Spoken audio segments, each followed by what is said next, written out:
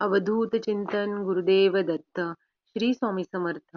मित्रांनो, आज मी तुम्हाला या व्हिडिओमध्ये श्री गुरुचरित्रातील अध्याय 14वा याबद्दल थोडीशी माहिती सांगणार आहे. तर बघा, श्री गुरुचरित्र या दिव्य ग्रंथाचे पारायण करणे जर तुम्हाला जमत नसेल तर कमीत कमी श्री गुरुचरित्र ग्रंथातील संकटहरण करणारा, दुःखहरण करणारा अध्याय आहे तो म्हणजे अध्याय 14वा. त्याचं रोज पठण करावं. तर श्री गुरुचरित्रातील 14वा अध्यायाचं पठण का करावं, कोणी करावं, केव्हा करावं व जर तुम्ही संकल्पयुक्त हा अध्याय करत असाल, वाचणार असाल, तर संकल्प कसा करावा, त्याचे कोणते नियम असावे, याविषयी पूर्ण माहिती देण्याचा प्रयत्न मी तुम्हाला करणार आहे. तर व्हिडिओ शेवटपर्यंत नक्की बघा. तर बघा, श्री गुरुचरित्रातील 14वा अध्याय का पठण करावा? कारण अध्याय 14वा सर्व संकटहरण करणारा असा अतिशय प्रभावशाली अध्याय आहे. कोणत्याही प्रकारचे संकट असेल ते या अध्यायाच्या पठणाने नक्कीच दूर होते. दत्त महाराजांच्या कृपेने तुमचे सर्व संकट दूर होतात. त्याचबरोबर हा अध्याय का वाचावा? बघा, जर ज्यांना मूलबाळ होत नसेल किंवा संतती होण्यामध्ये अडचणी येत असतील किंवा काही इतर कारण सुद्धा असू शकतात की त्यामुळे तुम्हाला संतती सुख मिळू शकत नसेल, तर त्यासाठी देखील तुम्ही या अध्यायाचे पठण करू शकता. किंवा ज्यांना नोकरी सुद्धा मिळत नसेल, नोकरी मध्ये अडचणी येत असतील, नोकरी मिळत नसेल आणि मिळाली तरी पैसे पुरेसे मिळत नसतील, त्यासाठी देखील तुम्ही श्री गुरुचरित्रातील 14व्या अध्यायाचे पठण करू शकता. पण बघा, कुठलीही सेवा करीत असताना आपले कर्म देखील योग्य आणि चांगले असावे लागते आणि अशाच प्रकारे विवाहाच्या समस्या सुद्धा याच्या पठणाने दूर होतात. बरोबरच ज्या घरामध्ये सतत कटकटी होत असतील, पती पत्नीमध्ये वारंवार वाद होत असतील, तेव्हा हे सुद्धा तुम्ही गुरुचरित्राच्या अध्यायाच्या पठणाने दूर करू शकता. त्यामुळे सुद्धा तुम्हाला योग्य मार्ग मिळू शकेल.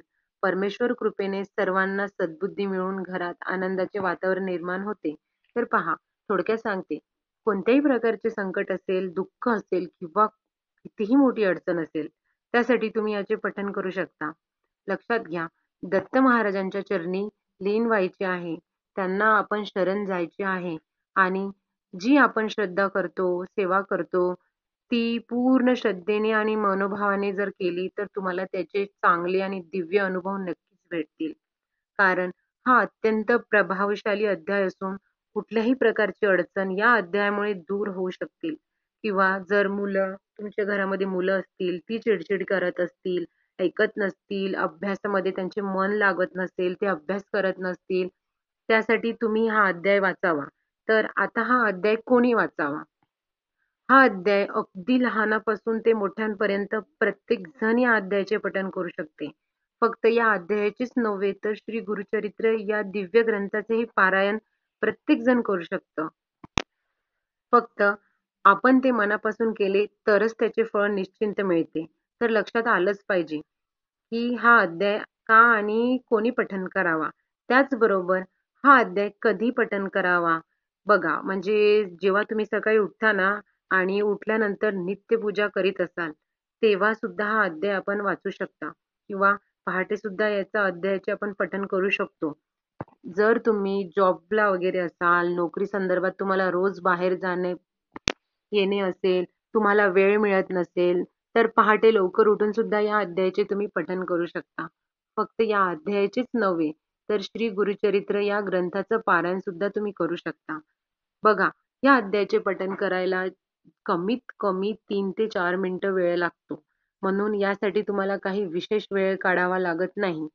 फक्त या अध्यायाचे पठण करताना तुम्ही दुपारी 12 ते 12:30 ची वेळ सोडून कोणतीही सेवा जर करायची असेल ना, तर ती दुपारी 12 ते 12:30 ची वेळ सोडून करावी लागेल. कारण ही वेळ दत्त महाराजांच्या भिक्षेची वेळ असते. म्हणून ही वेळ सोडून तुम्ही दिवसभरात केव्हाही हा अध्याय वाचू शकता. त्याचबरोबर जर तुमच्याकडे वेळ नसेल, बघा, शक्यतो देवाऱ्याजवळ बसून तुम्ही ही सेवा करायची आहे. पण जर तुम्हाला शक्यच नसेल, वेळ नसेल किंवा तुम्ही जॉबवर किंवा कामावर सुद्धा याचे पठण करू शकता.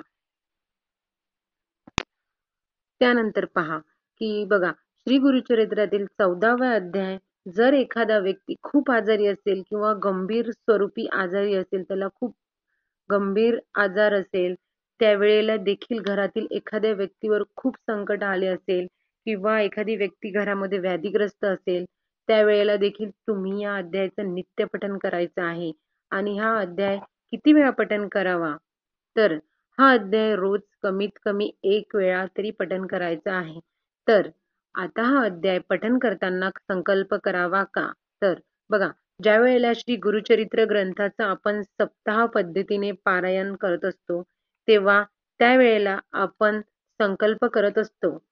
पण जर हा अध्याय आपण नित्य नियमाने म्हणजेच आपण रोज नित्यसेवेमध्ये त्याचे पठण करत असतो, तर त्यासाठी संकल्प करायची काहीच आवश्यकता नसते. म्हणजे आपण रोज नित्यसेवेमध्ये जर आपण हा वाचत असेल ना, तर त्यासाठी कुठल्याही प्रकारचे संकल्पाची आवश्यकता नसते.